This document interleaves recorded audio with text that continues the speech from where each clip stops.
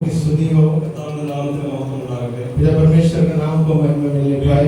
വീണ്ടും കർത്താവിന്റെ വചനവുമായിട്ട് നിങ്ങളുടെ മുമ്പാകെ നിൽപ്പാൻ ദൈവം തന്ന അവസരത്തിനായി ഞാൻ സ്തോത്രം ചെയ്യുന്നു. और एक बार प्रभु के वचन के साथ आपके सामने खड़े होने के लिए प्रभु ने एक मौका दिया, इसलिए मैं प्रभु को धन्यवाद करता हूँ। വചനത്തിന്റെ സന്ദേശത്തിലേക്ക് പോകുന്നതിന് മുമ്പ് ഇവിടെ ആയിരിക്കുന്ന എല്ലാ ദേവദാസന്മാർക്കും, ഈ സ്ഥാപനത്തെ നയിക്കുന്നവർ, ഈ സ്ഥാപനത്തിൽ സേവനം ചെയ്യുന്ന വിവിധ അളവുകളിൽ ഈ സ്ഥാപനത്തിന്റെ ഭാഗമായിരിക്കുന്ന എല്ലാവർക്കും കർത്താവായ യേശുക്രിസ്തുവിന്റെ നാമത്തിൽ സ്നേഹവന്ദനം. आज के संदेश में जाने से पहले मैंने इधर इस संस्था को चलाने वाला लोगों को और अलग अलग सेवक लोगों को मैंने प्रभु का नाम में अभिवादन करता हूँ। അതിനോടൊപ്പം തന്നെ വിശേഷിച്ച് ഇവിടുത്തെ ബാലഭവനിലെ കുഞ്ഞുങ്ങൾക്കും TFK-യിലെ ഞങ്ങളുടെ വിദ്യാർത്ഥികൾക്കും എല്ലാവർക്കും കർത്താവായ യേശുക്രിസ്തുവിന്റെ നാമത്തിൽ സ്നേഹവന്ദനം. साथ ही साथ इधर का बाल भवन के जो छात्र बच्चे लोग हैं उन लोगों को भी, और TFK में हमारा कितना भाई लोग है सबको भी मैं अभिवादन करता हूँ। ഇന്നത്തെ ചിന്തയ്ക്കായിട്ട് ഉൽപ്പത്തി പുസ്തകത്തിലേക്ക് വേണം. ഉൽപ്പത്തി പുസ്തകം 1-ാം അധ്യായം അതിന്റെ 1-2 വാക്യങ്ങൾ വായിക്കാം. आज के मनन के लिए हम बोलेंगे उत्पत्ति का किताब, उसकी पहला अध्याय पहला और दूसरी वचन। ഭൂമി പാഴായും ശൂന്യമായിരുന്നു, ആഴത്തിന്മീതെ ഇരുളുണ്ടായിരുന്നു, ദൈവത്തിന്റെ ആത്മാവ് വെള്ളത്തിന്മീതെ പരിവർത്തിച്ചുകൊണ്ടിരുന്നു. ആദിയിൽ ദൈവം ആകാശവും ഭൂമിയും സൃഷ്ടിച്ചു. आदि में परमेश्वर ने आकाश और पृथ्वी की सृष्टि की। നമ്മൾ ഇവിടെ ഇരിക്കുന്ന ഒരുവിധം എല്ലാവർക്കും മനഃപ്പാഠമായിട്ടുള്ള ഒരു വാക്യമാണ്. आज इधर बैठे हुए सारे लोगों को, ज्यादातर सारे लोगों को ये वचन तो आप बिना देख के भी बोल सकता है। നമുക്ക് കാണാപ്പാഠം അറിയാവുന്ന വചനങ്ങളാണെങ്കിലും ഇതിൽ നിന്ന് ചില കാര്യങ്ങൾ ദൈവത്തിന് നമ്മളോട് സംസാരിക്കും. ये वचन हमारे लिए बहुत स्पर्शी है, लेकिन हम बहुत लोग ज्यादा जानते हैं इस वचन को, लेकिन इस वचन से कुछ नए बातें आज हम सीखेंगे। ഞാൻ പ്രധാനമായി 2-ാം വാക്യത്തിൽ നിന്നാണ് സംസാരിക്കാൻ പോകുന്നത്. പക്ഷേ ആദ്യത്തെ വാക്യത്തെ കുറിച്ച് ചില കാര്യങ്ങൾ പറഞ്ഞ് മുന്നോട്ട് പോകാം. मैंने खासकर दूसरी वचन से ज्यादा बातें करना चाहता हूँ, लेकिन पहली वचन से ही मैं बातें करना चाहता हूँ। ആദിയിൽ ദൈവം ആകാശവും ഭൂമിയും സൃഷ്ടിച്ചു എന്നുള്ളത് നമുക്ക് വളരെ ലളിതമായിട്ട് നമുക്ക് പരിചിതമായിട്ടുള്ള ഒരു വാക്യമാണ്. പക്ഷെ മോശ ഇത് എഴുതുന്ന കാലത്ത് വിപ്ലവകരമായിട്ടുള്ള ഒരു വാക്കായിരുന്നു. आदि में परमेश्वर ने आकाश और पृथ्वी की सृष्टि करके हम जब पढ़ते हैं हमारे लिए जो बहुत अच्छा एक वचन, हम अच्छे वचन के समान हम इस वचन को पढ़ सकता है, लेकिन जब मूसा ने इस वचन को लिख रहा था एक क्रांति में एक समान, मतलब ये वचन बहुत नया, पर एक नया सोच को लोगों में जीवन में डालने वाले वचन थे। മോശ ഇത് എഴുതുന്ന കാലത്ത് ഇസ്രായേൽ മക്കളുടെ 4 പാടും ജീവിച്ചിരുന്ന ജാതികൾക്കും സൃഷ്ടിപ്പിന്റെ കഥകളുണ്ടായിരുന്നു. जब मूसा ने इस वचन को लिख रहा था तब इजराइल जनता का चारों तरफ जीने वाला जातियों को सृष्टि के बारे में अलग अलग इतिहास या चरित्र को जानते थे। അവരുടെ കഥകൾ കേട്ടാൽ നമ്മുടെ കണ്ണു തള്ളിപ്പോകും. അങ്ങനത്തെ കഥകളാണ്. उन लोग जो सृष्टि के बारे में उन लोग की जो कहानी है वो हम देखा, हम सुना तो हमको बहुत आश्चर्य लगता है। ഉദാഹരണമായിട്ട് ബാബിലോണിന്റെ സൃഷ്ടിയുടെ കഥ ഞാൻ പറയാം. उदाहरण के लिए मैं बाबिलोन का सृष्टि का कहानी आपको बताना चाहता हूँ। ബാബിലോണിന്റെ ചില പുസ്തകങ്ങൾ സൃഷ്ടിപ്പിനെ കുറിച്ച് ഇങ്ങനെയാണ് എഴുതിയിരിക്കുന്നത്. बाबिलोनिय लोगों का कुछ किताबें सृष्टि के बारे में ऐसे लिखा है। വലിയൊരു കഥയാണ്. ചുരുക്കത്തിൽ ഞാൻ പറയാം. 2 ദൈവങ്ങളുണ്ടായിരുന്നു. ये बहुत बड़ा कहानी है, मैंने छोटे शब्दों में बताता हूँ। दो परमेश्वर थे। ഒരു ദൈവത്തിന്റെ പേര് മാർദൂക്ക് എന്നാണ്, മറ്റൊരു ദൈവത്തിന്റെ പേര് തയാമത്ത്. पहला जो भगवान करके लोग मानते थे, परमेश्वर करके मानते थे, उसका नाम है मार्दूक करके है। दूसरा परमेश्वर का नाम थे तयामत करके नाम। ഇവർ തമ്മിലുള്ള യുദ്ധവും ശത്രുതയും നീണ്ടുവരികയായിരുന്നു. ये दोनों भगवान या ईश्वर के बीच में एक युद्ध चल रहा था। അങ്ങനെ ഒരു യുദ്ധത്തിൽ മാർദൂക്ക് തയാമത്തിനെ വലിച്ചു കീറി 2 കഷ്ണമാക്കി. ऐसे युद्ध का समय में मार्दूक ने तयामत को फाड़ कर 2 टुकड़ा कर दिया। ഒരു കഷ്ണം മുകളിലേക്ക് എറിഞ്ഞപ്പോൾ അത് ആകാശമായി തീർന്നു. एक टुकड़ा को ऊपर फेंक दिया, वो आकाश जैसा आकाश बन गया। രണ്ടാമത്തെ മറ്റേ ഭാഗത്തെ താഴോട്ട് എറിഞ്ഞു, അത് ഭൂമിയായി. दूसरा टुकड़ा को पृथ्वी नीचे गिरा दिया, वो पृथ्वी बन गया। ഇങ്ങനെയുള്ള കഥകളാണ് ജാതികളുടെ ഇടയിലുള്ള സൃഷ്ടിപ്പിന്റെ കഥകൾ. ऐसा वाला कहानी थे जाति लोगों का बीच में, अन्य जातियों का बीच में सृष्टि के बारे में कहानी। മനുഷ്യനിർമ്മിതമായ രസകരമായ പുരാണ കഥകൾ. मतलब इंसान से जो रचना किया है, सृष्टि किया है, ऐसा पुराना कहानी है ये। ദൈവങ്ങൾ എങ്ങനെ ഉണ്ടായി എന്ന് പറഞ്ഞാണ് അവരുടെ കഥകൾ തുടങ്ങിയത്. उन लोगों का कहानी ऐसा शुरू होते थे, परमेश्वर या भगवान कैसे शुरू हुआ। ദൈവങ്ങൾ തന്നെയാണ് പിന്നെ പരിണമിച്ച് ആകാശവും ഭൂമിയും ചന്ദ്രനും സൂര്യനും ഒക്കെ ആയിത്തീർന്നത്. वो लोग ऐसा कहानी को मानते थे ये परमेश्वर ईश्वर आने के बाद ईश्वर के द्वारा इस आकाश और पृथ्वी आए हैं। അങ്ങനെയുള്ള കാലത്ത് മോശ എഴുതുകയാണ്, ആദിയിൽ ദൈവം ആകാശവും ഭൂമിയും. ऐसा वाले माहौल में समय में आकाश और पृथ्वी की सृष्टि की। ദൈവം ഉണ്ടായത് എങ്ങനെയെന്ന് പറഞ്ഞുകൊണ്ടല്ല ബൈബിൾ പറയുന്നത്. ദൈവം ആദിയിൽ ഉണ്ട്, അവൻ നിത്യനായ ദൈവമാണ് എന്ന് പറഞ്ഞുകൊണ്ടാണ് ബൈബിൾ ആരംഭിക്കുന്നത്. परमेश्वर का जन्म कैसा हुआ करके शुरू नहीं किया, आदि से लेकर वो है, वो आदि से लेकर है करके बोलते हुए पवित्र वचन शुरू हुआ है। ആ നിത്യനായ ദൈവം, ആദിയും അന്തമില്ലാത്ത ആ ദൈവം ആകാശത്തെയും ഭൂമിയെയും സൃഷ്ടിച്ചു എന്ന് പറഞ്ഞുകൊണ്ടാണ് ബൈബിൾ ആരംഭിക്കുന്നത്. അന്നത്തെ ജനങ്ങൾക്ക് ഇത് പുതിയൊരു അറിവായിരുന്നു. वो अनंत काल का परमेश्वर, वो आदि और अंत नहीं, वो परमेश्वर है करके और उनके बारे में बोलने के समय उस समय का जन को एक नयापन महसूस कर पाया। ഈ നിത്യനും സർവശക്തിമാനും മഹാനുമായ ഈ ദൈവം ആകാശവും ഭൂമിയും സൃഷ്ടിച്ചു. ये नित्य अनंत काल का ये परमेश्वर, ये महान परमेश्वर ने आकाश और पृथ्वी की सृष्टि की। അങ്ങനെ സൃഷ്ടിച്ച ഭൂമിയെ കുറിച്ച് രണ്ടാം വാക്യത്തിൽ എഴുതിയിരിക്കുകയാണ്, ഭൂമി പാഴും ശൂന്യവുമായിരുന്നു. वो जो सृष्टि किया है पृथ्वी, वो पृथ्वी के बारे में दूसरी वचन में इसे लिखा है, पृथ्वी बेढंग और सुनसान पड़ी थी। ഇത്രയും മഹാനായ ദൈവം, ഇത്രയും സർവശക്തനായ ദൈവം സൃഷ്ടിച്ച ഭൂമിയെ കുറിച്ച് രണ്ടാം അധ്യായത്തിൽ പറയുകയാണ്, പാഴും ശൂന്യവും ഇരുളടഞ്ഞതുമായിരുന്നു. इतना महान परमेश्वर से परमेश्वर ने सृष्टि किया है इस पृथ्वी, उस पृथ्वी के बारे में दूसरी वचन में ऐसा लिखा है, ये बेढंग और सुनसान पड़ी थी। ഭൂമി പാഴും ശൂന്യവും ആയിരുന്നു എന്നും അതിനെ തർജ്ജമ ചെയ്യാം, ആയി തീർന്നു എന്നും ആ വാക്യത്തെ തർജ്ജമ ചെയ്യാവുന്നതാണ് ഭാഷയിൽ. वो वचन का अनुवाद करने के समय ये पृथ्वी बेढंग और सुनसान पड़ी थी या ऐसा बन गया या बनाया करके भी हम उसका अनुवाद कर सकते हैं। ബൈബിളിലെ പണ്ഡിതന്മാർ പറയുന്നു, ഇതിനു മുൻപ് ഒരു ലോകം ഉണ്ടായിരുന്നു, ഒരുപക്ഷെ ദൂതന്മാരുടെ ലോകമായിരിക്കാം. ദൂതന്മാരെ ദൈവം ന്യായം വിധിച്ചപ്പോൾ ഉണ്ടായ ആ ശൂന്യതയും പാഴുമായിട്ടുള്ള ഇരുളടഞ്ഞ അവസ്ഥയായിരിക്കാം അത് ചില പണ്ഡിതന്മാർ പറയുന്നു. इस वचन के पंडित लोग ऐसा बताता है, शायद ये जो पृथ्वी जो थे वो बेढंग और सुनसान पड़ी थी या ऐसा ही था करके उसके बारे में एक विवरण देते हैं। നമുക്ക് കൃത്യമായി അറിയില്ല, ഡയറക്റ്റ് അതിന് വേണ്ടിയിട്ടുള്ള തെളിവ് ബൈബിളിലില്ല. लेकिन हमको ये बातें पता नहीं है इसकी सच्चाई क्या है।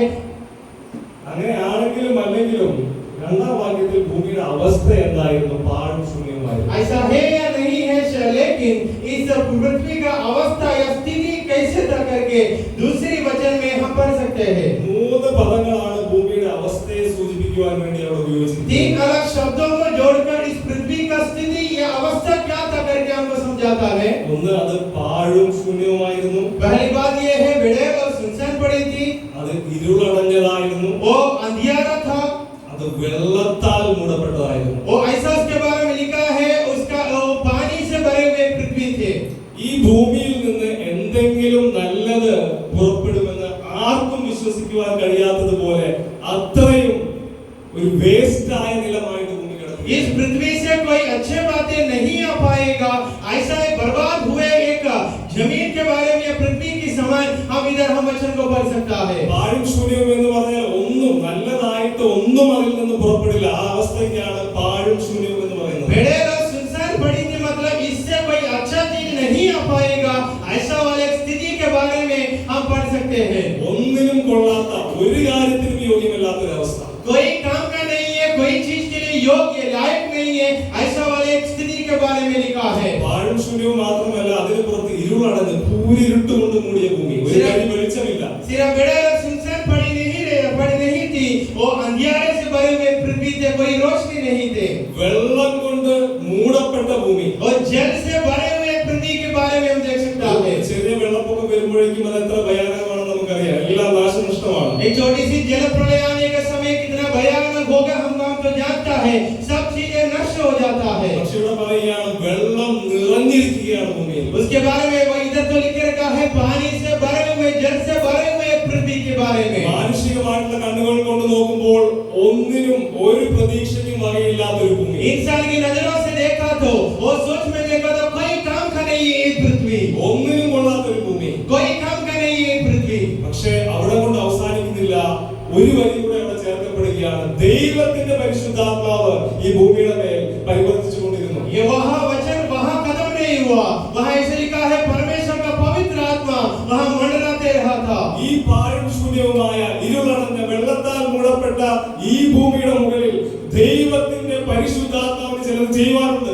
बेढंग और सुनसान पड़ी नहीं ये भूमि पर, ये पृथ्वी पर, या पानी से भरी हुई इस पृथ्वी पर पवित्र परमेश्वर का पवित्र आत्मा को कुछ था। ഈ രണ്ടാം വാക്യത്തിൽ നിന്ന് നമുക്കുള്ള സന്ദേശം, इस दूसरे वचन से मेरे लिए आपके लिए एक संदेश है। നമ്മുടെ ജീവിതം, हमारा इस जीवन, നമ്മുടെ വ്യക്തിപരമായ ജീവിതം, കുടുംബ ജീവിതം, സഭാ ജീവിതം, നമ്മുടെ തൊഴിൽ മേഖല എന്തുമായിക്കോട്ടെ, അത് പാഴും ശൂന്യവും ഇരുളടഞ്ഞതുമാണെങ്കിൽ, हमारा व्यक्तिगत रूप से हमारा जीवन, हमारे परिवार के तौर से हमारा जीवन, हमारा काम करने की जगह पर हमारा जीवन, हमारे जीवन की कोई भी अवस्था होगा, वो जीवन के बारे में वो कोई काम का नहीं था, अंधियार से भरे हुए जीवन। നമ്മുടെ ശൂന്യ അവസ്ഥകളിൽ നമ്മൾ വിധി എഴുതരുത്, ഇനിയൊരു പ്രതീക്ഷയില്ല. और शून्य अवस्था में हम सोचा होगा कोई आशा मेरे लिए नहीं है। നമ്മുടെ ശൂന്യതകളിൽ, ഇരുളടഞ്ഞ അവസരങ്ങളിൽ, വെള്ളത്താൽ മൂടപ്പെട്ടതുപോലെയുള്ള നമ്മുടെ അവസ്ഥകളെ കണ്ടുകൊണ്ട് നമ്മൾ പറയുന്നത് എന്റെ ജീവിതം ഇവിടെ തീർന്നു. हमारा जीवन के बारे में पानी से भरे हुए अवस्था में देखकर मेरा आप बोला होगा मेरा जीवन, मेरा जिंदगी इधर ही खत्म होने वाला है। ഒരിക്കലുമില്ല പ്രിയരെ, ദൈവത്തിന്റെ ആത്മാവ് നമ്മുടെ മേൽ പ്രവർത്തിക്കുന്നുണ്ട്. ऐसा नहीं होगा मेरे प्रिय, पवित्र परमेश्वर का पवित्र आत्मा हमारे जीवन में मंडराता है। ദൈവത്തിന്റെ പരിശുദ്ധാത്മാവ് വെള്ളത്തിന്മീതെ പരിവർത്തിച്ചുകൊണ്ടിരിക്കുന്നു. परमेश्वर का आत्मा जल के ऊपर मंडराता था। ഈ വചനം നമ്മളോട് പറയുന്ന ഒരു കാര്യമുണ്ട്.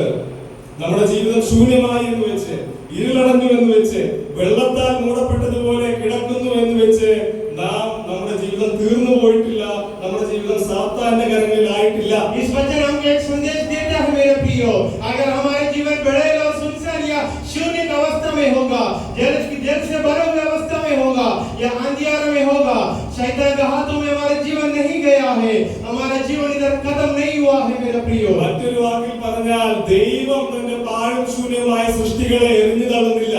ऐसा और एक शब्द में इसको बताया तो वो सुनसान पड़ी पृथ्वी को या चीजों को परमेश्वर ने फेंकने वाला परमेश्वर तो नहीं है। ദൈവം തകർന്നു പോയതിനെ ഉപേക്ഷിക്കുന്നില്ല.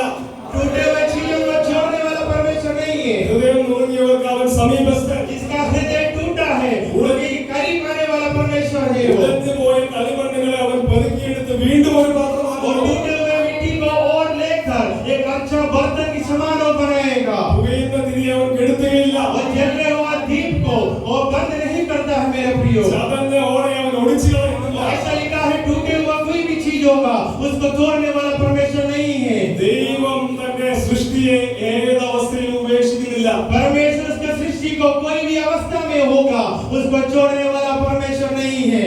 നമ്മളായിരുന്നെങ്കിൽ ഈ ഭൂമി എന്നെ ഉപേക്ഷിച്ചേനെ. अगर हम इस जगह पे तो इस पृथ्वी को कब से छोड़ देते थे। ഒരു പുതിയ പേജ് എടുത്ത് കുറച്ച് എഴുതുമ്പോൾ തെറ്റിപ്പോയാൽ വെട്ടി ചുരുട്ടിക്കൂട്ടി കളയുന്നവരാണ്. एक नया कागज में कुछ लिखने का समय वो कुछ गलत हुआ तो उसको फेंकने वाला एक सोच हमारा जीवन में है। ഒരു വ്യക്തിയോട് രണ്ടു വട്ടം പറഞ്ഞിട്ട് ആ വ്യക്തി അനുസരിച്ചില്ലെങ്കിൽ ആ ബന്ധം അവസാനിപ്പിക്കുന്നവരാണ്. एक व्यक्ति को 2 बार बताने के बाद वो पालन नहीं किया तो उसका रिश्ता भी छोड़ने वाला लोग है हम। 100-200% നശിച്ചു പോയ ഭൂമിയെ ദൈവം വീണ്ടും പണിയുകയാണ്. 100 या 200% नष्ट हुए पृथ्वी को परमेश्वर ने नहीं छोड़ा और कुछ बनाना शुरू किया है। ഇരുളടഞ്ഞ അവസ്ഥകൾ, വെള്ളത്താൽ മൂടപ്പെട്ട അവസ്ഥകൾ, പാഴും ശൂന്യമായ അവസ്ഥകളെ കണ്ടുകൊണ്ട് ഇങ്ങനെ വിചാരിക്കേണ്ട, അയ്യോ എന്റെ ജീവിതം തീർന്നു, ഞാൻ സാത്താന്റെ കരങ്ങളിലായി പോയല്ലോ. अंधियारे से भरे हुए जीवन को देखकर, पानी से भरे हुए जीवन को देखकर ऐसा मत सोचना मेरा जीवन शैतान के हाथों में है करके मत सोचना मेरे प्रियो। പ്രിയമുള്ളവരെ, നമ്മൾ തകർന്നിരിക്കുമ്പോൾ, നമ്മൾ ശൂന്യമായിരിക്കുമ്പോഴും നമ്മൾ ദൈവത്തിന്റേതാണ്. അത് ആദ്യം മനസ്സിലാക്കണം. जब हम टूटे हैं, हम शून्य हैं, कालीपन का महसूस करता है, तब भी हम परमेश्वर का है, ये बातें हम याद रखने का है। അതേ, നമ്മൾ തകർച്ചയിലാണ്, നമ്മൾ ശൂന്യതയിലാണ്. പാഴും ശൂന്യമായ അവസ്ഥകൾ, ഇരുളടഞ്ഞ അവസ്ഥകൾ, വെള്ളത്താൽ മൂടപ്പെട്ട അവസ്ഥകൾ, ഈ അവസ്ഥയിലും നാം ദൈവത്തിന്റേതാണ് എന്ന് നാം മനസ്സിലാക്കണം. हम टूटेपन का अवस्था में हैं, हम पानी से भरे हुए एक जीवन की अवस्था में हैं, लेकिन हम एक बात नहीं भूलना है, हम वो परमेश्वर का ही अभी भी। ഒരു പക്ഷേ ഈ തകർച്ചകൾ വന്നത് നമ്മുടെ തെറ്റുകൾ കൊണ്ട് തന്നെ ആയിരിക്കാം. कभी-कभी ये टूटेपन का अवस्था या संदर्भ हमारे जीवन में आते हैं हमारा गलतियों की वजह से, നമ്മുടെ പാപങ്ങൾ തന്നെ ആയിരിക്കാം നമ്മുടെ ശൂന്യത വരുന്നത്. हमारा पाप की वजह से ये कालीपन मेरे जीवन में आया होगा। പക്ഷേ ആ അവസ്ഥയിലും നാം ദൈവത്തിന്റേതാണെന്ന് നാം മറന്നു പോകരുത്. लेकिन इस स्थिति पे भी मैं वो परमेश्वर का हूँ करके हम भूलना नहीं है। നാം ദൈവത്തിന്റേതായതുകൊണ്ട് പ്രതീക്ഷ അസ്തമിച്ചിട്ടില്ല. हम परमेश्वर का है इसलिए आशा को हम खोया नहीं है अभी भी। വീണ്ടും വീണ്ടും പാപം ചെയ്ത് ദൈവത്തെ മടുപ്പിച്ച ഇസ്രായേലിനോട് ദൈവം പറയാണ്, രക്ഷിക്കാൻ കഴിയാത്തവണ്ണം എന്റെ കാര്യം കുറുകി പോയിട്ടില്ല. बार बार पाप करते हुए परमेश्वर को क्रोध करके किए हुए इस इस्राएल से परमेश्वर ने बोला, आपको बचाने के लिए मेरा हाथ अभी भी है। വീണ്ടും വീണ്ടും നമ്മളെ തേടി വരുന്ന ദൈവം, बार बार हमको ढूंढ कर आने वाला वो परमेश्वर, വീണ്ടും വീണ്ടും നമ്മളെ തകർച്ചകളിൽ നിന്ന് നമ്മളെ പണിയുന്ന ദൈവം, बार बार हमको हमारा टूटेपन से हमको फिर से बनाने वाला वो परमेश्वर। അങ്ങനെയുള്ള ഒരു ദൈവത്തെ പരിചയപ്പെടുത്തിക്കൊണ്ടാണ് ഈ പുസ്തകം ആരംഭിക്കുന്നത് തന്നെ. ऐसा वाले परमेश्वर के बारे में परिचय देते हुए इस उत्पत्ति का किताब शुरू हुआ है। ദൈവത്തിന്റെ പരിശുദ്ധാത്മാവ് നമ്മുടെ ശൂന്യതകളിൽ നമ്മളെ പണിയുന്ന ദൈവം. परमेश्वर का पवित्र आत्मा हमारा कालीपन से शून्य की अवस्था से हमको बनाने वाला परमेश्वर है। മുന്നോട്ടുള്ള സന്ദേശം ഒരു കാര്യത്തിൽ മാത്രം ഞാൻ ഊന്നി പറയാനായിട്ട് ആഗ്രഹിക്കുന്നു. आगे जो संदेश है ये बात पर मैंने जोर देते हुए बताना चाहता हूँ। മൂന്ന് അവസ്ഥകളെ കുറിച്ച് നമ്മൾ പറഞ്ഞു. तीन अवस्था के बारे में, तीन स्थिति के बारे में मैंने आपको बताया हूँ। പാഴും ശൂന്യമായിട്ടുള്ള അവസ്ഥ, वो भड़ेला सुनसान की अवस्था स्थिति पर है, ഇരുൾ കൊണ്ട് മൂടിയ അവസ്ഥ, वो अंधियारा में है, വെള്ളത്താൽ മൂടപ്പെട്ട അവസ്ഥ. जल से भरे हुए एक स्थिति पर है। ഈ വെള്ളത്താൽ മൂടപ്പെട്ട അവസ്ഥ ആ ഒരൊറ്റ വിഷയത്തിന്മേൽ ഇന്ന് ഉള്ള സമയം കൊണ്ട് ഞാൻ സംസാരിക്കുവാനായിട്ട് ये ആഗ്രഹിക്കുന്നു. जल से भरे हुए एक स्थिति, एक विषय के बारे में मैंने ज्यादा आपसे बताना चाहता हूँ। 31-ാം അധ്യായത്തിലും 2-ാം അധ്യായത്തിലും ഈ വെള്ളങ്ങൾക്ക് മാത്രം തനിച്ചൊരു കഥ പറയാനുണ്ട്. इस उत्पत्ति की किताब पहला अध्याय दूसरा अध्याय पढ़ के देखा तो इस पानी या जल को एक अलग कुछ कहानी हमको समझाने के लिए है। ഉൽപ്പത്തി പുസ്തകം മാത്രം എടുത്താൽ उत्पत्ति का किताब अलग हम लिया तो രണ്ട് സ്ഥലങ്ങളിലാണ് ഭൂമി വെള്ളത്താൽ മൂടപ്പെട്ടതായിട്ട് നമ്മൾ കാണുന്നത്. दो जगह पर पूरा पृथ्वी जल से भरा है करके हम देख सकता है। എന്നാൽ ഇപ്പോൾ നമ്മൾ വായിച്ച ഭാഗം, पहली जो बात है अभी हम पढ़े हैं, രണ്ടാമത്തേത് നോഹയുടെ കഥയിലാണ്. दूसरा जो बात है नूह की कहानी चरित्र में। ഈ രണ്ടിടങ്ങളിലും വെള്ളം നശിപ്പിക്കുന്ന ഒരു ശക്തിയായിട്ടാണ് നിൽക്കുന്നത്. ये दोनों इतिहास की बात में ये जल तो है, नष्ट करने वाले चीज की हमारे इसके बारे में है। ദൈവത്തിന്റെ ന്യായവിധിയുടെ ഒരു ചിഹ്നമായിട്ടാണ് നിൽക്കുന്നത്. परमेश्वर का न्याय का एक सोच हमको देने वाली बात है।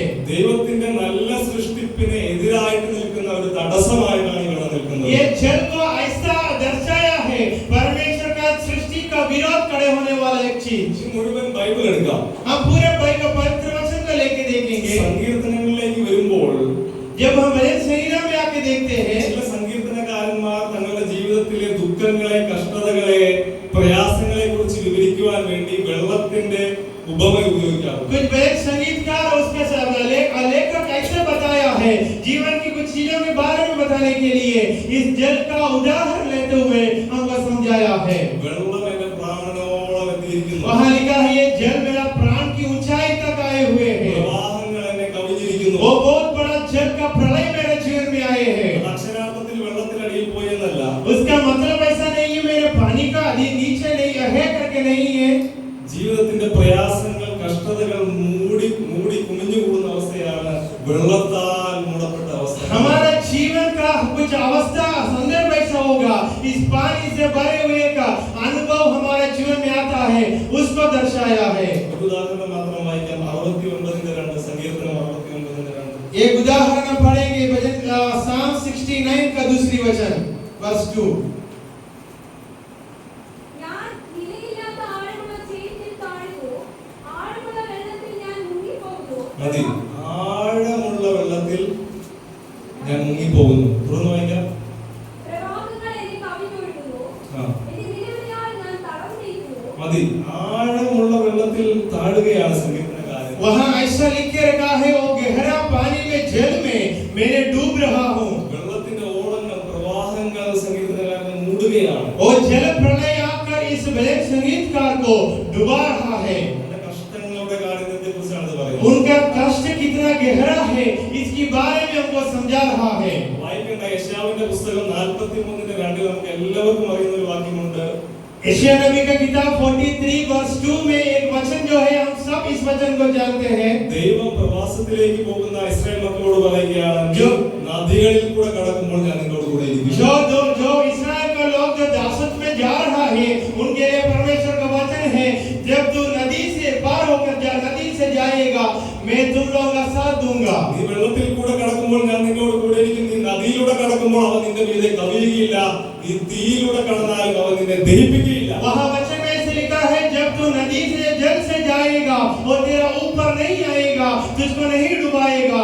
जब तू आग से जाएगा, वो तुझे नष्ट नहीं करेगा, नहीं जलाएगा। ഇതെല്ലാം അവരുടെ കഷ്ടതയുടെ കാര്യങ്ങളെ കുറിച്ചാണ്. ഈ വെള്ളം വലിയ വെള്ളങ്ങൾ, വലിയ ഓളങ്ങൾ, ഇതെല്ലാം ജീവിതത്തിന് നേരെ വരുന്ന കഷ്ടതകളെ, അതിന്റെ കാഠിന്യത്തെയാണ് കാണുന്നത്. ये जीवन पे आए हुए कष्ट नष्ट के बारे में वो कितना गहरा है, इसके बारे में समझने के लिए इस जल को उपयोग करते हुए हमको कुछ बातें बताया है। മുഴുവൻ ബൈബിളിൽ നോക്കിയാൽ വലിയ വെള്ളങ്ങൾ, സമുദ്രം പോലെ അല്ലെങ്കിൽ വലിയ പ്രളയം പോലെ കൂടി വരുന്ന വെള്ളങ്ങൾ എപ്പോഴും ദൈവജനത്തിന് വിരുദ്ധമായി നിൽക്കുന്ന ഒരു ശക്തിയാണ്. हम पूरे पवित्र वचन को पढ़ के देखा तो ये जो जल प्रलय है, जहाँ जल प्रलय के बारे में पढ़ता है, ये परमेश्वर के लोगों को विरुद्ध खड़े होने वाला एक चीज है।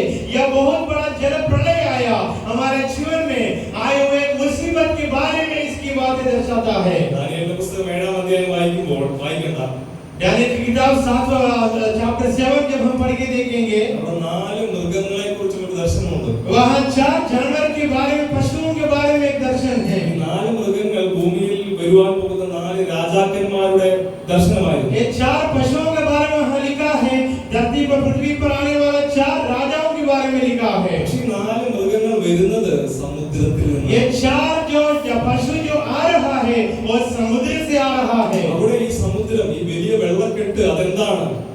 वहाँ भी ये समुद्र या बहुत बड़ा जल का जो प्रलय है, बहुत बड़ा जल के बारे में क्या बताया है? ആ സമുദ്രം, ഈ മൃഗങ്ങൾ കയറി വരുന്ന വെള്ളത്തിന്റെ കൂട്ടം, അത് ദൈവത്തിനെതിരെ മറുതലിക്കുന്ന പാപലോകമാണ്. ये जो जल प्रलय, जल के बारे में वहाँ लिखा है, ये जो वहाँ से जो राजा लोग निकल के आ रहा है, ये परमेश्वर का विरुद्ध खड़े होने हुआ है, ये पापी लोगों का बारे में दर्शाया ആ है। മത്സരത്തിന്റെ കടലിൽ നിന്നാണ് ഈ നികൃഷ്ട ജീവികൾ കയറി വരുന്നത്. ये परमेश्वर का विरोध जो लोग खड़ा है, उनके बीच में से ये पशुओं ने आते हुए हम देख सकता है। വെളിപ്പാടിലും അങ്ങനെ തന്നെയാണ്. ദുഷ്ടമൃഗം കയറി വരുന്നത് 13-ാം അധ്യായത്തിൽ കടലിൽ നിന്നാണ്. ये प्रकाश शुरुआत की 13 अध्याय में चैप्टर 13 में भी ये जो पशु जो आता है वो समुद्र से ही निकल के आते हैं। സുവിശേഷങ്ങളിലും ഈ വെള്ളങ്ങൾക്ക് ഒരു സന്ദേശം പറയാം. सुसमाचार में भी ये पानी हमको एक कहानी सिखाता है।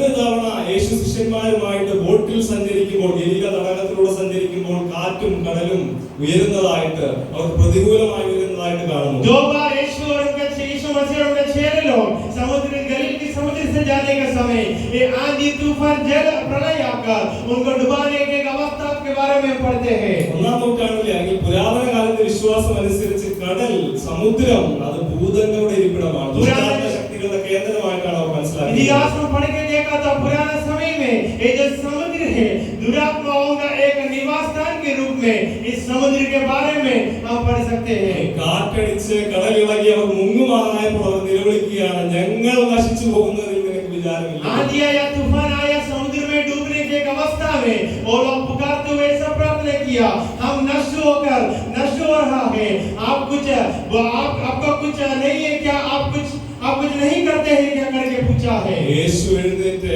ഒരു വാക്കിനാൽ ആ കാറ്റിനെയും കടലിനെയും ശാന്തമാക്കി. यीशु मसीह ने उठकर एक ही शब्दों से आंधी तूफान ये समुद्र को शांत किए हैं। വെള്ളങ്ങളുടെ മേൽ അധികാരമുള്ള ക്രിസ്തു, वो समुद्र और जल का ऊपर जिसका अधिकार है वो हमारा यीशु मसीह है। അവരൊരു കൽപ്പനയാൽ കാറ്റിനെയും കടലിനെയും അടക്കുക മാത്രമല്ല, वो सिर्फ एक आज्ञा के द्वारा इसको शांत नहीं किया, समुद्र को शांत नहीं किया। രണ്ടാമത്തെ സംഭവം മർക്കോസ് 6-ൽ കടലിന്റെ മുകളിൽ നടക്കുന്ന ദൈവം. दूसरी बात ये है वो समुद्र का ऊपर चलने वाला हमारा परमेश्वर, വലിയ വെള്ളങ്ങളുടെ മുകളിൽ അധികാരമുള്ള ദൈവം. वो बहुत बड़ा जल का ऊपर जिसका अधिकार है वो परमेश्वर। അവരെ സംബന്ധിച്ച് ഇത് ഭൂതങ്ങളുടെ ഇരിപ്പിടമാണ് കടൽ. इन लोगों के बारे में सोच के देखो, उनकी तरफ से सोच के देखा तो ये भूत का निवास स्थान है ये समुद्र। അതാണ് യേശു കടലിന് മുകളിൽ നടന്നു വരുന്നത് കണ്ടപ്പോൾ പെട്ടെന്ന് ഇവർ പറഞ്ഞു, അയ്യോ ഭൂതം. इसलिए यीशु मसीह ने समुद्र के ऊपर चल के आया और डरते हुए बोला ये भूत आए हैं। അവരുടെ കഥകളിൽ വെള്ളത്തിന്റെ മുകളിൽ നടക്കുന്നത് ഭൂതങ്ങളും പിശാചുക്കളുമാണ്. उनकी मन में, उनकी कहानी में ये समुद्र के ऊपर चलने वाला शैतान ही है, भूत ही है। യേശു പറയുന്നത് ഞാനാകുന്നു. यीशु मसीह ने बोला ये मैं ही हूँ। പത്രോസിനെയും ആ കടലിന്റെ മുകളിൽ നടത്തി. पतरस को भी समुद्र के ऊपर से चलाया। ദൈവമേ, നമ്മുടെ നേരെ ഉയരുന്ന ഈ അലകളുടെ മുകളിൽ നടക്കുവാൻ ദൈവം നമുക്ക് ശക്തി തരും. प्रिय लोग, हमारा सामने आने वाला इस आंधी का ऊपर से चलने के लिए परमेश्वर शक्ति देता है। ലെഗ്യോന്റെ കഥ നമുക്കറിയാം. हम लेगियोन की कहानी को तो पढ़े हैं, हम जानते हैं। മർക്കോസ് 5-ലാണ് കഥ. और मरकुस रचित समाचार 5वां अध्याय में है। യേശു ആ ഭൂതഗ്രസ്തന്റെ ഉള്ളിൽ 6000 ഭൂതങ്ങളെ പുറത്താകുന്നു. वो जो भूत थे, जो व्यक्ति है वहाँ जो लेगियोन है, उनकी जीवन से 6000 भूत को परमेश्वर निकालता है। ഭൂതങ്ങൾ യേശുവിനോട് ചോദിക്കുകയാണ്, ഞങ്ങളെ ഈ പന്നികളിൽ പ്രവേശിക്കുവാനായിട്ട് कल्पना देना। वहाँ जो दुरात्मा जो है वो लोग यीशु मसीह से पूछ रहा है, इस सुवर में जाने के लिए हमको अपनी अनुमति देना है। यदि പന്നികൾ പോകുന്നത് എങ്ങോട്ടാണ്? ये जो सुवर कहाँ बाकी चले गया? കടലിലേക്ക്, समुद्र में चले गया। അവരുടെ വിശ്വാസങ്ങൾ, അവരുടെ കഥകൾ അനുസരിച്ച് ഈ കടലിൽ ദുർഭൂതങ്ങളും പിശാചുക്കളും നിറഞ്ഞിരിക്കുകയാണ്. उनके विश्वास के अनुसार, उनकी कहानियों के अनुसार इस समुद्र में भूत या दुरात्मा का निवास स्थान है। അത് പിശാച് മുതലെടുക്കുകയും ചെയ്യുന്നു. और शैतान इस बातों को इस्तेमाल भी करता है कुछ बातें करने के लिए। ഞാൻ പറഞ്ഞു വന്നത്, നമ്മുടെ കർത്താവായ യേശുക്രിസ്തു സകലവിധമായിട്ടുള്ള വെള്ളക്കെട്ടുകളുടെ മേലും അധികാരമുള്ള ദൈവമാണ്. मैं बोलते हुए आ रहा था, ये जो संदेश है सारी जल का ऊपर जिसका अधिकार है वो हमारा प्रभु यीशु मसीह है। ഒരു കാര്യം കൂടി പറഞ്ഞ് നമുക്ക് ഉൽപ്പത്തിയിലേക്ക് മടങ്ങി വരാം. और एक बात मेरे बोलते हुए उत्पत्ति में वापस जाएंगे। വെളിപ്പാട് പുസ്തകം 21-ാം അധ്യായത്തിലേക്ക് प्रकाशित वाक्य 21 या चैप्टर 21 में हम देखा तो ആദ്യം മുതൽ വായിക്കുമ്പോൾ അവിടെ ഇങ്ങനെയാണ് എഴുതിയിരിക്കുന്നത്. उसके पहले अध्याय से लेकर हम देखा तो वहाँ कुछ बातें ऐसा लिखा है। ഇതാ ഞാൻ ഒരു പുതിയ ആകാശവും പുതിയ ഭൂമിയും കണ്ടു. मैंने एक नया पृथ्वी या नया आकाश मैंने देखा हूँ। പഴയ ആകാശവും പഴയ ഭൂമിയും നീങ്ങിപ്പോയി. तो पुराना आकाश या पुराना पृथ्वी वहाँ से चले गए हैं। അടുത്ത വാചകം, സമുദ്രം ഇനി ഇല്ല. वहाँ लिखा है ये समुद्र तो अभी नहीं है। വരാൻ പോകുന്ന ദൈവരാജ്യത്തിൽ നിത്യതയിൽ സമുദ്രം ഇല്ല. और आने वाले जो परमेश्वर के राज के बारे में जो है वहाँ समुद्र नहीं है। അതിനർത്ഥം വെള്ളമില്ല എന്നല്ല, उसका मतलब ऐसा नहीं है जल नहीं है करके। അതൊരു രൂപകമാണ്, അതൊരു ചിഹ്നമായിട്ട് वो कुछ നിൽക്കുകയാണ്. बातें को दर्शाने के लिए, एक सोच डालने के लिए लिखा है। ഈ വെള്ളങ്ങൾ എന്താണ്? ദൈവത്തിനെതിരെയുള്ള മത്സരം, ദൈവത്തിനെതിരെയുള്ള പാപം, ദൈവത്തിന്റെ പ്രവർത്തികൾക്ക് വിരുദ്ധമായി നിൽക്കുന്ന ശക്തികൾ. സമുദ്രം ഇനിയില്ല.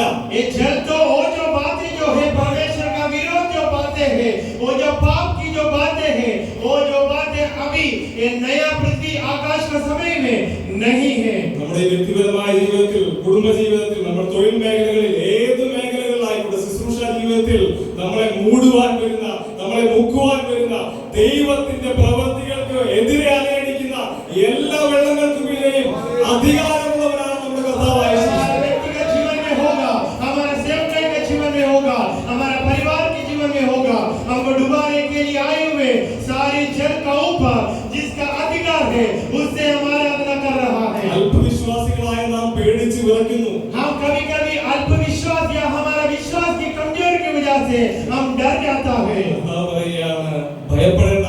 परमेश्वर मत प्रभु ने बताता है, यीशु मसीह ने बताता है, डरो मत, കർത്താവ് നമ്മോട് കൂടെ ഉണ്ട്. हमारा परमेश्वर हमारा साथ है। ഉൽപ്പത്തിയിലേക്ക് മടങ്ങി വരാം. उत्पत्ति की किताब में वापस हम आएंगे। വെള്ളത്താൽ മൂടപ്പെട്ട ഭൂമി, वहाँ जल से भरे हुए पृथ्वी, ദൈവപ്രവർത്തികൾക്ക് വിരുദ്ധമായി നിൽക്കുന്ന വെള്ളങ്ങൾ, वहाँ परमेश्वर की कार्य का विरोध खड़े होने वाला जल, ദൈവത്തിന്റെ ആലോചനകൾക്കും ഉദ്ദേശങ്ങൾക്കും പദ്ധതികൾക്കും എതിരെ നിൽക്കുന്ന വെള്ളക്കെട്ടുകൾ. परमेश्वर का योजना का विरोध, परमेश्वर का योजना का विरोध खड़ा हुआ है वो जो जल के बारे में। ആ വെള്ളങ്ങളെ ദൈവം എങ്ങനെയാണ് കൈകാര്യം ചെയ്യുന്നത് എന്ന് 1-ാം അധ്യായത്തിൽ 2-ാം അധ്യായത്തിൽ वो जल को परमेश्वर कैसा जल का ऊपर काम करता है करके पहला अध्याय दूसरा अध्याय में लिखे हैं। ആഴിയിൽ മീതെ ഇരുളുണ്ടായിരുന്നു, വെള്ളത്തിന്മീതെ പരിശുദ്ധാത്മാവ് പരിവർത്തിച്ചുകൊണ്ടിരിക്കുന്നു എന്ന് എഴുതി അടുത്ത വാക്യത്തിൽ പറയുകയാണ്, വെളിച്ചം ഉണ്ടാകട്ടെ എന്നവൻ. गहरे जल का ऊपर अंधियारा था, वहाँ परमेश्वर का आत्मा जल के ऊपर मंडरा था करके लिखा, वहाँ उजियाला है करके कुछ बातें भी लिखा है। ഈ വെള്ളക്കെട്ടുകളിൽ ദൈവം പ്രവർത്തിക്കുമ്പോൾ ആദ്യമായി ചെയ്യുന്നത് വെളിച്ചം. एक गहरे जल की अवस्था में परमेश्वर काम शुरू करेगा, तब पहला काम ये होगा, रोशनी उजियाला लेके आएगा। ദൈവം വെളിച്ചം ഉണ്ടാക്കിയപ്പോൾ വെള്ളങ്ങൾക്ക് എന്തെങ്കിലും സംഭവിച്ചു? ഒന്നും സംഭവിച്ചില്ല. परमेश्वर ने जब उजियाला को सृष्टि किए, जब बनाया, तब पानी को कुछ हुआ करके पूछा तो कुछ भी नहीं हुआ। വെള്ളങ്ങൾ അതിന്റെ ഭീകരാവസ്ഥ ഒന്നുകൂടി തെളിവായി കാണാൻ തുടങ്ങി. वो पानी जो जल है उसका गहरा जो बातें है, उसका जो कठोर बात है वो और प्रकाशन करना शुरू किया। നമ്മുടെ ജീവിതവും ഇങ്ങനെയാണ്. हमारा जीवन भी लगभग ऐसे ही है। ദൈവത്തിന്റെ വചനത്തിന്റെ വെളിച്ചം അടിക്കുന്നതിന് മുമ്പേ എത്രത്തോളം ഭയാനകമാണ് നമ്മുടെ ജീവിതത്തിലുള്ള വെള്ളക്കെട്ടുകളെന്ന് നമുക്ക് പോലും അറിയില്ല. हमारा जीवन में ले हमारा जीवन कितना गहरा कितना बुरा था करके हमको खुद समझ नहीं आएगा। വെളിച്ചമടിച്ചപ്പോഴാണ് ഈ വെള്ളക്കെട്ടുകളുടെ ഭയാനകത വെളിപ്പെട്ടത്. जब उजियारा वहां आए हैं तब इस कितना गहरा है जल कितना भीकर रूप है जल का वहां इसके बारे में हमको समझ आता है। എത്ര ഭയാനകമാണ്, ഒരു പ്രതീക്ഷയ്ക്കും വകയില്ലല്ലോ എന്ന് വെളിച്ചമടിച്ചപ്പോൾ ഒന്നും കൂടെ ഉറച്ചു. कितना भयानक है कोई आशा नहीं है करके जब उजियारा आया तब पता चला।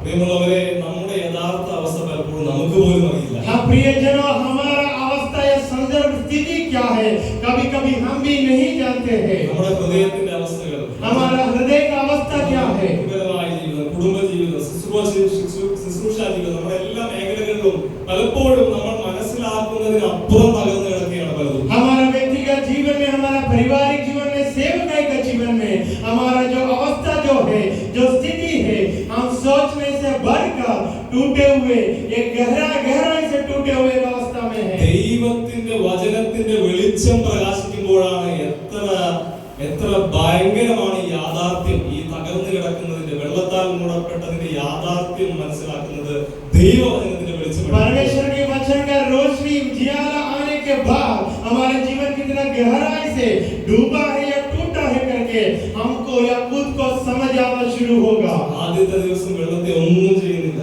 पहला दिन पानी को कुछ नहीं किया है। രണ്ടാമത്തെ ദിവസം ദൈവം ഈ വെള്ളത്തിന്മേൽ പ്രവർത്തിക്കുന്നു. दूसरा दिन इस पानी के ऊपर कुछ कार्य को परमेश्वर करना शुरू किया। 6-7 വാക്യങ്ങൾ വായിക്കാം. इसका 6 या 7 वचन verse 6 and 7 ദൈവം വെള്ളങ്ങളുടെ മധ്യേ ഒരു വിധാനമുണ്ടാകട്ടെ, അത് വെള്ളത്തിനും തമ്മിൽ വേർപിരിവായിരിക്കട്ടെ എന്ന് കൽപ്പിച്ചു. വിധാനമുണ്ടാക്കിയിട്ട് ദൈവം വിധാനത്തിന് കീഴുള്ള വെള്ളവും വിധാനത്തിന് മീതെയുള്ള വെള്ളവും തമ്മിൽ വേർപിരിച്ചു. അങ്ങനെ സംഭവിച്ചു. മതി. ഇസ്രായേൽ മക്കൾ ചെങ്കടൽ കടന്ന കഥ നമുക്കറിയാം. इजराइल जो जैन लोग थे और लाल समुद्र को कैसे पार किया है हम जानते हैं। ആ സമുദ്രത്തെ, ചെങ്കടലിനെ ദൈവം 2 ഭാഗമാക്കി മുറിച്ച് അതിന് നടുവിലൂടെ ഒരു പാതയൊരുക്കി. और समुद्र या लाल समुद्र को जल को परमेश्वर ने 2 भाग करके वहां से एक जगह एक चलने के लिए रास्ता को बनाया करके हम पढ़ते हैं। അത് ഉൽപ്പത്തി നമ്മൾ ഈ വായിച്ച ഭാഗത്ത് നടന്നതിന്റെ ഒരു മിനി വേർഷനാണ്. ये जो वचन अभी हमने पढ़ा इसकी छोटी एक रूप हम वहां देख सकता है। വെള്ളത്താൽ മൂടപ്പെട്ട ഈ ഭൂമിയെ, ഈ വെള്ളത്തിൽ ദൈവം ആദ്യം പ്രവർത്തിച്ചു തുടങ്ങിയപ്പോൾ ദൈവം ചെയ്തത് എന്താണ്? വെള്ളങ്ങളെ 2ആയി കീറി മുകളിലേക്ക് അയച്ചു, പകുതി താഴേക്ക് ये അയച്ചു. जल से भरे हुए पृथ्वी को ऊपर परमेश्वर ने काम शुरू करने का पहला काम ऐसा किया। पानी को ऊपर 2 भाग किया, पानी को ऊपर भी भेजा है और नीचे भी अलग कर दिया।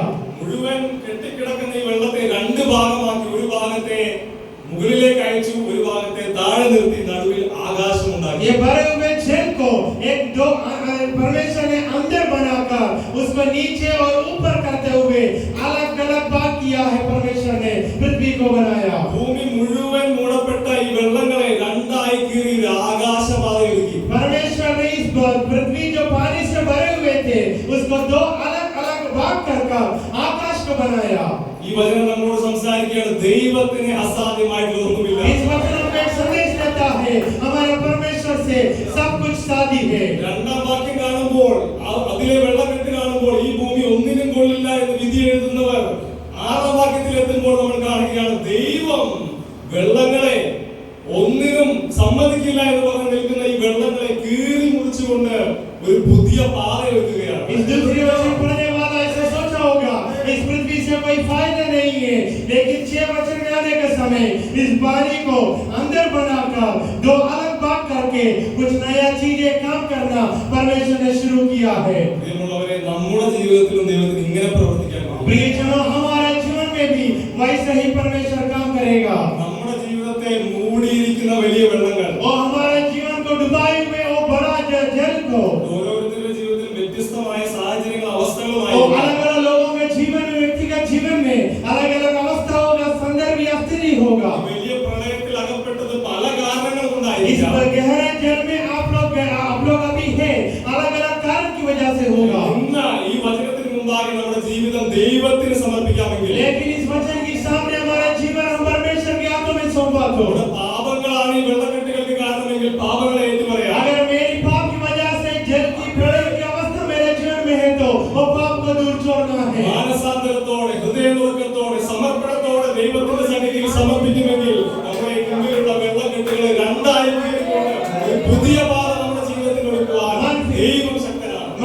करते हुए, खुद को समर्पण करते हुए परमेश्वर के सामने गया तो वो गहरे जल के सामने से वहाँ से एक नया चीज परमेश्वर हमारे जीवन में बनाएगा।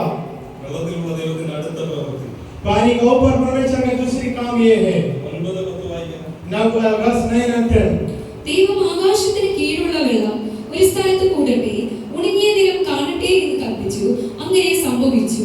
ഉണങ്ങിയ നിലത്തിന് ദൈവം ഭൂമിയെന്നും വെള്ളത്തിന്റെ കൂട്ടത്തിന് സമുദ്രമെന്നും പേരിട്ടു.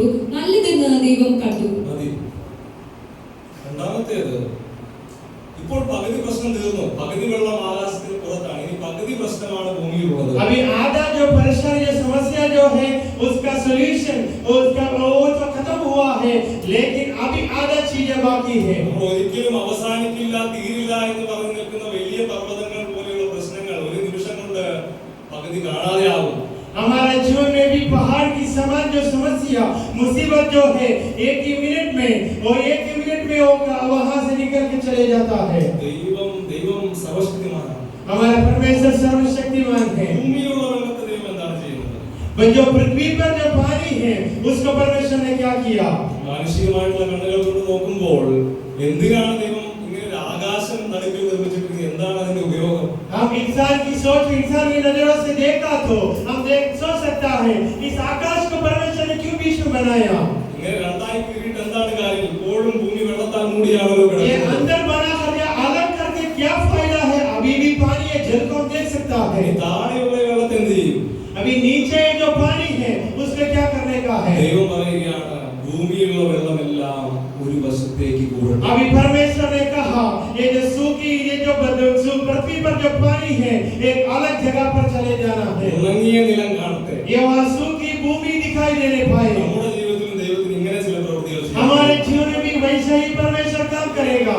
പകുതി പ്രശ്നങ്ങൾ തീർന്നു, പക്ഷെ ഇപ്പോഴും പ്രശ്നങ്ങളാണ്. आधा समस्या पूरा हो चुका है, अभी भी थोड़ा समस्या तो बचा है।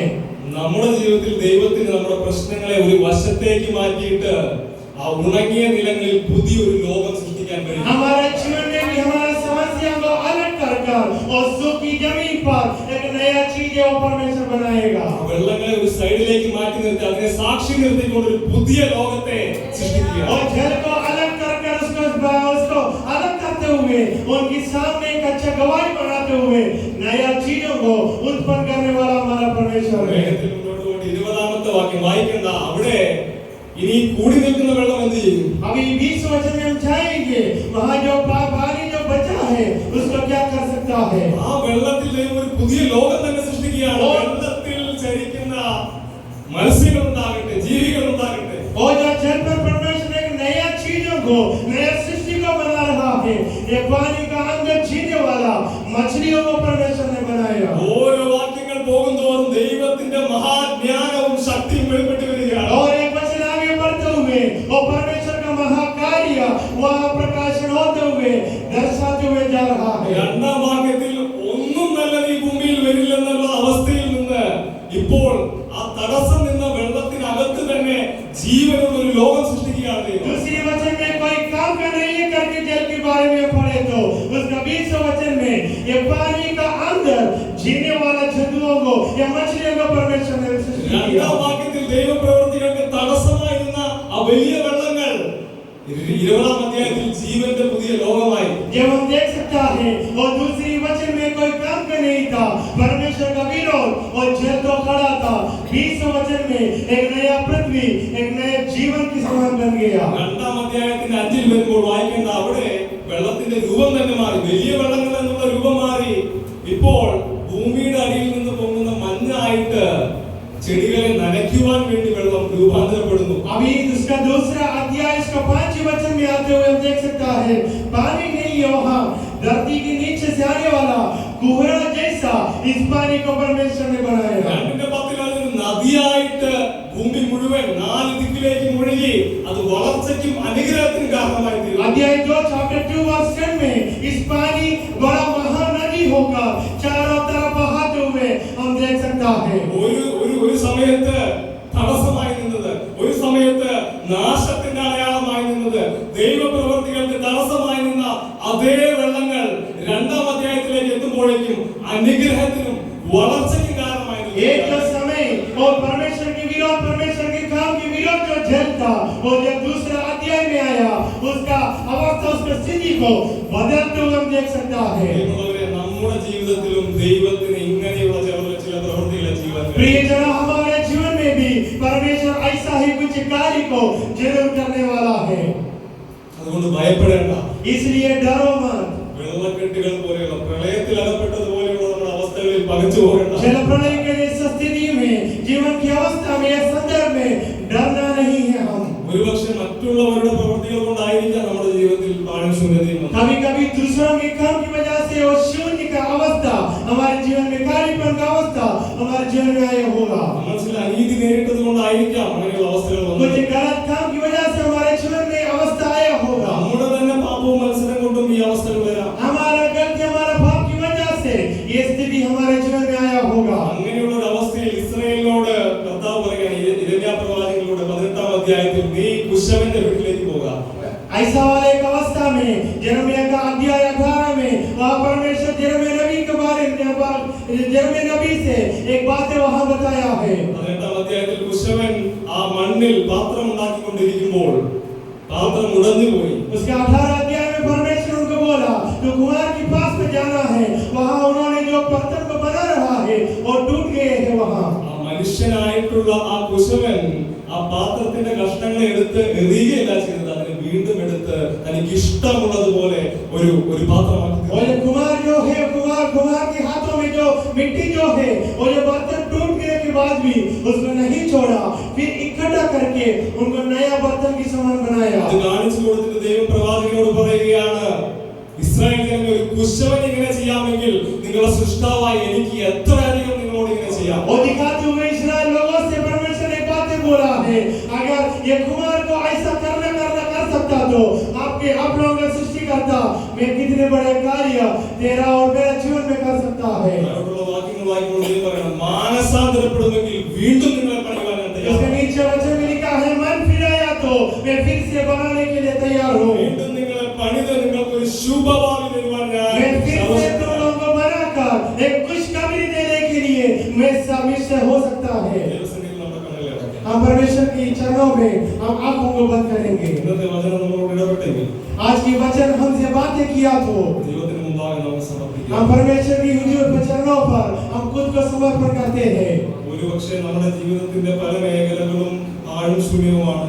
लेकिन शायद हमारे जीवन की कोई अवस्था होगा और खालीपन होगा, ये शून्य की अवस्था में हम होगा, ഇരുളടഞ്ഞതാണ്, अंधियारों से भरे हुए अवस्था होगा, വെള്ളത്താൽ മൂടപ്പെട്ടതാണ്। पानी से भरे हुए एक स्थिति में हम होगा। ആശ്രയത്തിൽ നിന്ന് വല്ല നന്മയും വരുമോ എന്ന് ചോദിക്കുന്നത് പോലെ ഒരു പ്രതീക്ഷയ്ക്കും വകയില്ലാത്തതാണ്। क्या नजरें से कुछ अच्छी भले बात आएगा करके पूछने वाला एक अवस्था हमारे जीवन में होगा। ഒരുപക്ഷെ നമ്മളെ കാണുന്നവരും ആ സർട്ടിഫിക്കറ്റ് തന്നതാണ്, ഇങ്ങനെ ഒന്നിനും കൊള്ളില്ല, कुछ लोग हमको देख रहे बोला होगा ये कोई काम का नहीं है, ഇവരൊക്കെ എന്തായി തീരാനാണ്। ये क्या बनेगा, इससे क्या होगा करके सोचने वाला लोग അങ്ങനെയുള്ള होगा। പല സർട്ടിഫിക്കറ്റുകളും മുദ്രകളും നമ്മുടെ മേൽ വീണിരിക്കാം। ऐसा वाला बहुत सर्टिफिकेट या ऐसा वाला बहुत कागज या बहुत सोच विचार हमारे जीवन के बारे में होगा। നമ്മളെ സൃഷ്ടിച്ച हमको हंसने से आपने सृष्टि की है परमेश्वर, നമ്മളെ സ്നേഹിക്കുന്ന കരുണാമയനായ നമ്മുടെ പിതാവ് നമ്മളെ കൈവിടുന്നില്ല। और करुणामय हमारा सृष्टि करता है, हमारा पिता हमको ना छोड़ने वाला है। നിന്റെ കൈകളിൽ നമ്മുടെ ജീവിതം നമ്മുടെ ശൂന്യാവസ്ഥകൾ സമർപ്പിക്കുമെങ്കിൽ ഉൻകി ഒരു ഹാഥോं പുതിയ ലോകം, ഒരു പുതിയ ആരംഭം, ഒരു പുതിയ സൃഷ്ടിയാക്കി നമ്മളെ തീർക്കുവാൻ അവന് കഴിയും। उनके हाथों में हमारे जीवन को हम सौंपा तो एक नया शुरुआत, एक नया बातें, नया काम हमारे जीवन में उन्होंने शुरू करेगा। ഒരു വാക്യം നമ്മുടെ സമർപ്പിച്ച് എല്ലാവരും പ്രാർത്ഥിക്കാമോ?